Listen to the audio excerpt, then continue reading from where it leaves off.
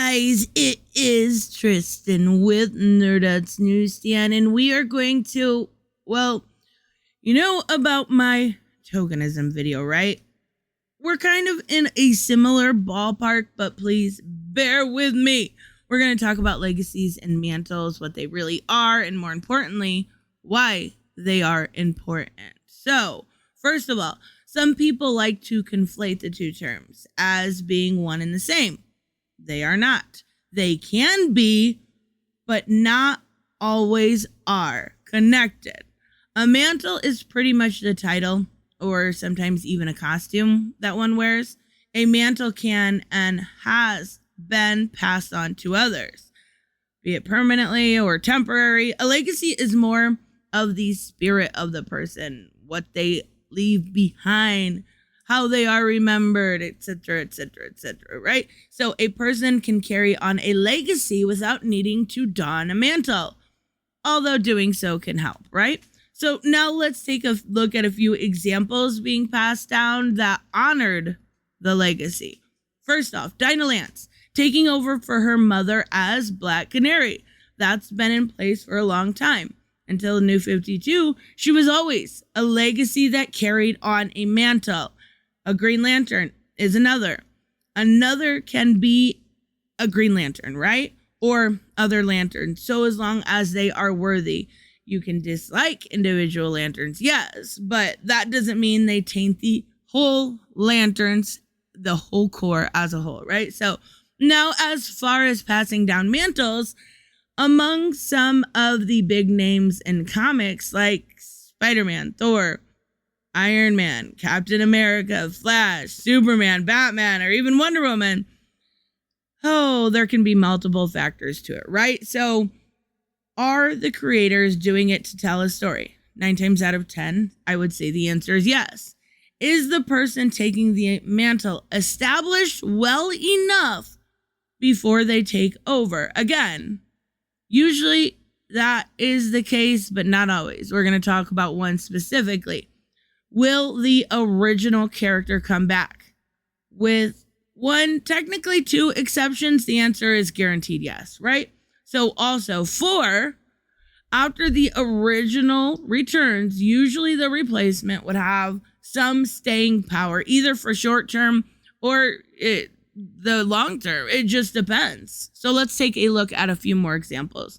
Wonder Woman has been replaced at least twice, technically 3 times, but that third one was so short that it doesn't really count. So first, during the 90s, the stories was that they found other tribes of Amazon. They held a contest, but Diana lost to Artemis, who became the new edgier, I love Artemis, Wonder Woman for a while. Artemis was introduced in Wonder Woman 90 just before she took over the mantle. So yeah, not a lot of time to introduce her, but like others examples we'll give later on, this isn't a case of where we focus entirely on her. Her having the mantle of Wonder Woman was more to give a reason to remove it from Diana and see how she responds to it. From Wonder Woman 94 through Wonder Woman 100, Artemis was Wonder Woman.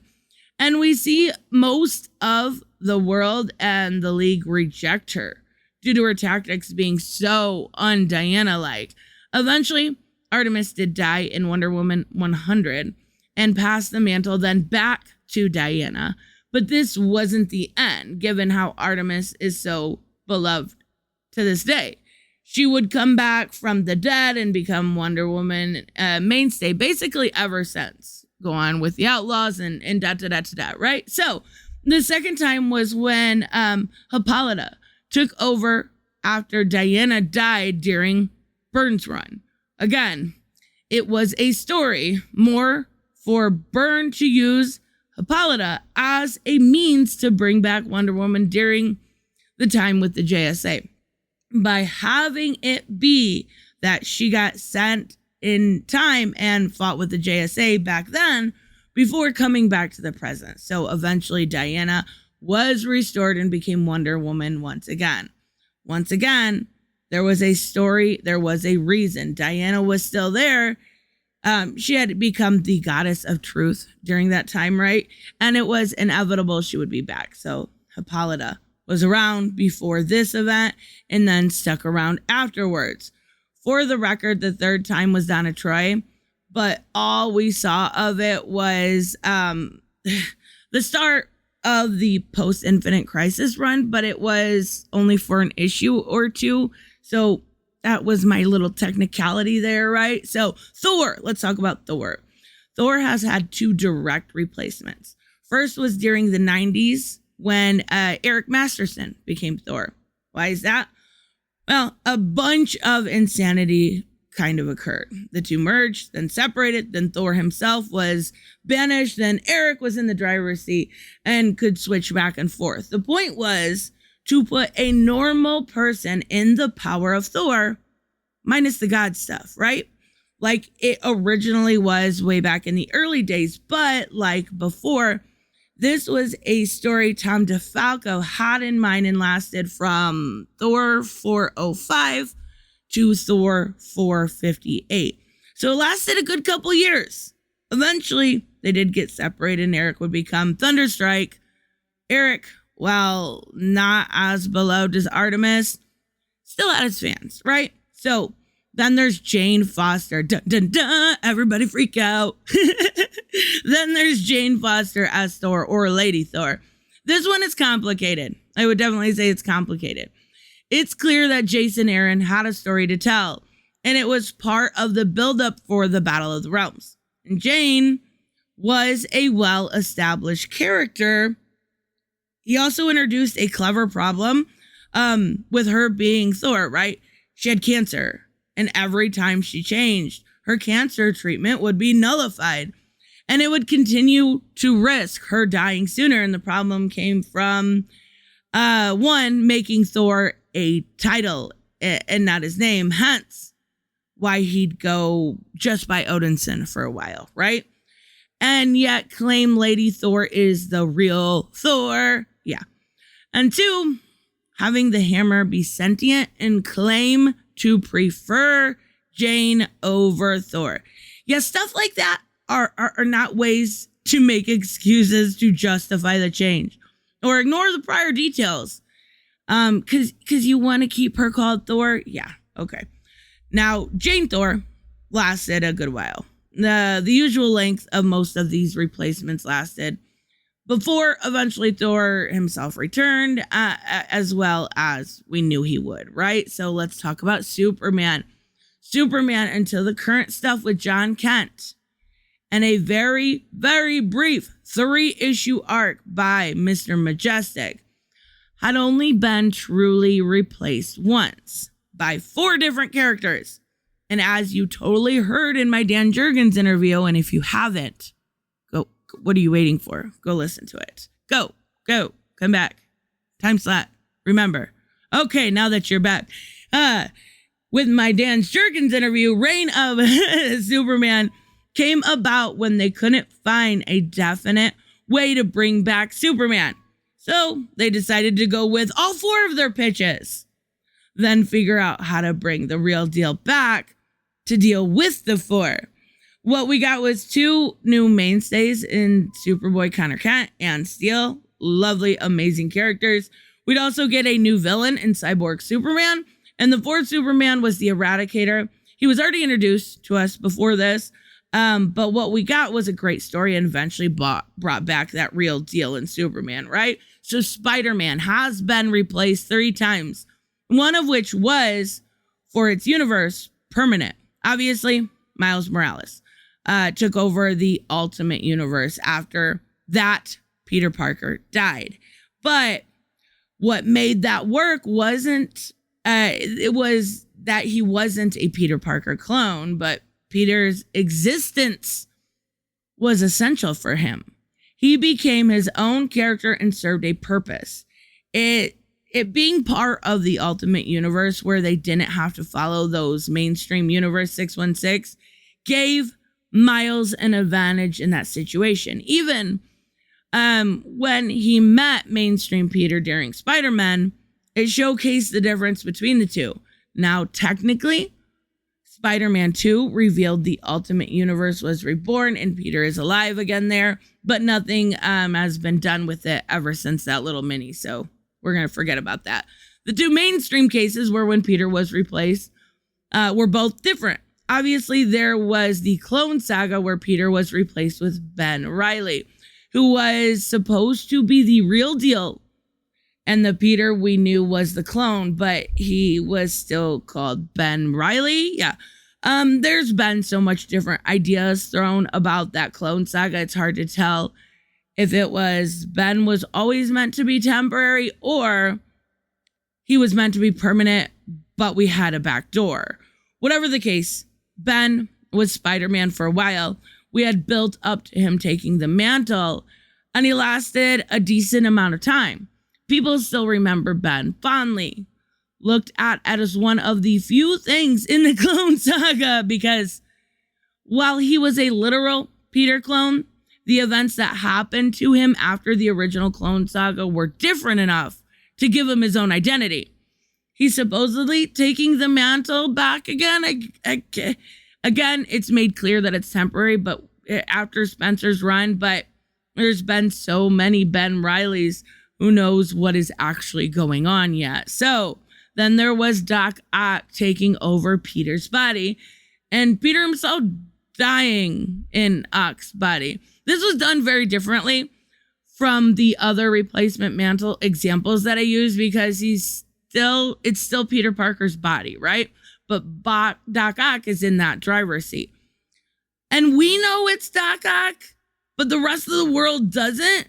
This allowed us kind of to see the Ock develop as a different character, how he changes Peter's life for better, for worse, and in the end, sacrifices himself so Peter can somehow take over again. And after that, we actually see Peter deal with the world Ock left for him and plays off what was set up, right? It was all part of Dan Slott's story. Say what you will about the man, but at least he had a decent long-term plan. It just wasn't executed that well. Okay, so Iron Man has been replaced twice as well. There was Rhodey taking over for Tony after he lost his company and fell off the wagon. Rhodey was well established before all of this, so him taking over for Tony felt like a natural fit. Now, what makes this difference is that only the audience, Tony, and a very few select others knew it was Rhodey within the suit. This was back before Tony was public, even among his fellow heroes, right? Again, save for a select few. So all of the characterization for Rhodey was purely about the pressure of him being Iron Man, but not how the world saw him outside of his actions in the suit, of course, right? Eventually, Tony was back in the suit.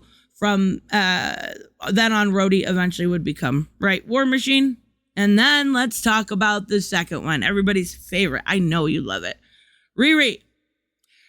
Oh boy. Riri is one of those examples of the mantle being passed down that really, and I mean really, didn't work.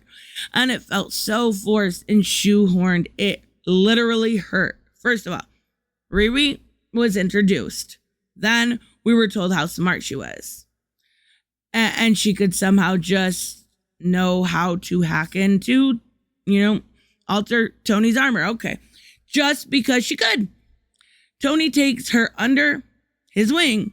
Then Civil War II both killed off Rhodey and put Tony in a coma, which she never woke up from. And Riri would take over as Iron Man. People would show for her, saying how amazing she was. How amazing she was. And yet, very little was shown of that. It was also, in this case, unknown when or if Tony would come back. Spoilers, technically he would, or the AI construct based off of him, and it would take longer still before that AI construct would gain a new body and officially be reborn as Tony. But there never felt like there was much of a long-term story plan for her, other than her having his armor. It was just the adventures of Riri Williams. Now, after Bendis was done with her, after she was humiliated by Thanos and a different writer came on board, she'd become Ironheart. And she would become a much better and well-handled character. But honestly, for that one, why did it take so long? So let's talk about Captain America. Captain America has had Steve Rogers in and out of the costume quite a bit. There was a time when he became Nomad, for example. But there were 3 times people remember strongest. The Captain America storyline that had John Walker as Captain America and Steve as the Captain. A lot of Falcon and the Winter Soldier, took from this storyline. Now, Walker was introduced in this story. But like Wonder Woman, here we had both Steve and Walker operating on their own at the same time. So it allowed us to still get the adventures of Steve and get to know more about Walker. And here the government wants Steve to actually work for them, to pay off built back taxes, real classy America. and Steve refuses and gives up the title. It's later given to Walker, who is a more hardcore Captain America. Mark Grindelwald had a story to tell, and by the end, it's revealed the Red Skull was behind things. Steve and John fight. And in the end, Steve is Cap again, and Walker then becomes what we know him as, U.S. Agent. People have enjoyed Walker, and of course, he appeared on Disney Plus too. I love the character. I think it's a great version, whether you're looking at Falcon and the Winter Soldier or you're looking in the comics. I really do like John Walker as a character. So next was Bucky taking over as Cap after Steve was killed post-Civil War. Again, this was planned from the start, and Ed Brubaker used this to continue Bucky's character growth. By the end, Steve was back, but Bucky stayed Cap for a while, and eventually Steve donned that shield again, right? So then comes Falcon Cap, and this one had a good idea. Steve was aged up and Falcon took over, and for a while it had a good plan. Even when Steve was restored, it was fine having 2 Caps, but it was also clear that there was no set story initially. Things came to a head with the lead up to Secret Empire, and of course, that came out after the fact. Things were okay, but it was also clear political hijacked things that went on, right? So not Riri level bad, but just not great either. Then there was Batman. Bruce has been replaced for a long period of time twice, once for a very short period of time. The first time was, of course, Azrael. The writers knew that they were going to do this. The story was set up for Azrael for about a year beforehand, right? And at the same time, Dick was sent to team up with the Titans. So Nightfall happened, and of course, Azrael takes over. Why? Well, this was to answer the question of why don't we get a more hardcore Batman, right? And that's where Azrael was. It was making it clear to readers why they shouldn't get what they want. As time went on, we see Bruce start to regain the ability to walk, and it was soon made clear he would be back. He was, and Azrael would still stick around for a long time afterwards, still to this day. For a brief time after Nightfall, Dick took over as Batman during the Prodigal storyline. This was done to celebrate Dick being allowed back at the Bat office after so long being held hostage with the Titans. He took over while Bruce fully recuperated, and then he was back to being Nightwing. The second time Dick took over was after the Batman RIP Final Crisis, where Bruce was believed dead. We obviously, as the readers, knew otherwise. The point of this was to, one, allow Batman and Robin to happen where Morrison could have Dick be the Batman Damian needed to be the Robin so he could grow as a character. And 2, allow us to have a different Batman on the board for a while.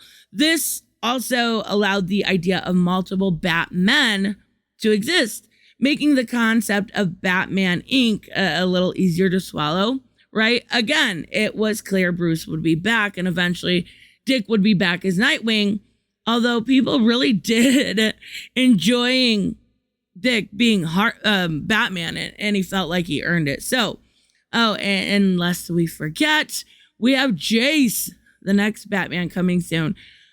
I know we didn't talk much about John Kent as Superman, but this one had just started.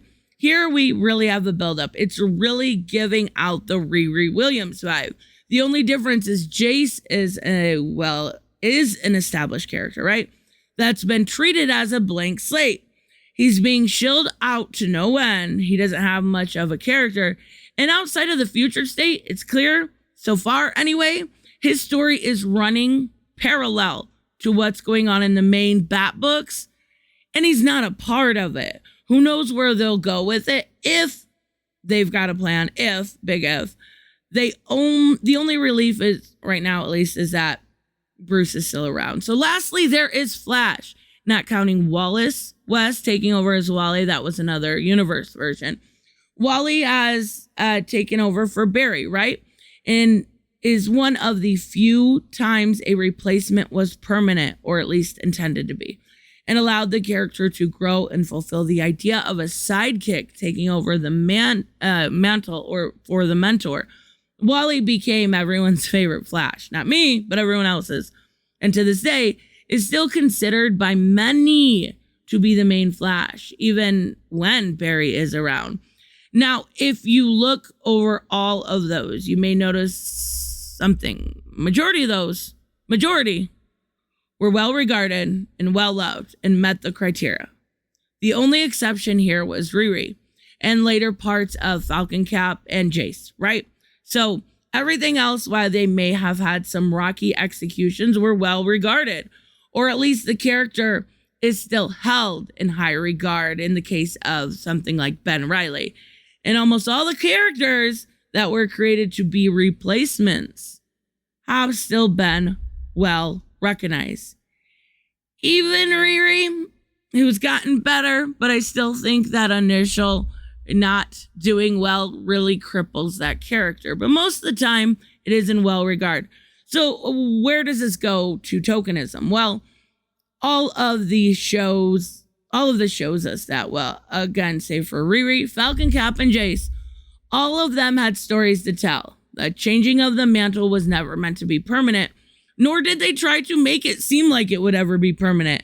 And the stories were well told and well read, with those three exceptions. Those are cases, in my opinion, of forced diversity coming in and being the story instead of the characters. Being the story they wanted to tell, not the characters. They wanted to put in a replacement that was better than the original just because they were black. And that's it. No story, no nothing. And in the case of Falcon Cap, there was a story that got derailed when Rick Remender left and went into forced territories with Spencer during the Cap run. So I hope you get what I'm trying to say. And understand now that it's not always necessarily just to dump on things or make mantle changes or legacies. There have been far more hits than there have been misses. And once again, because I have to repeat myself, they were never permanent, never ever permanent, and never will be. So anyways, let me know, of course, what you think, and I will see you in the next one. Bye-bye.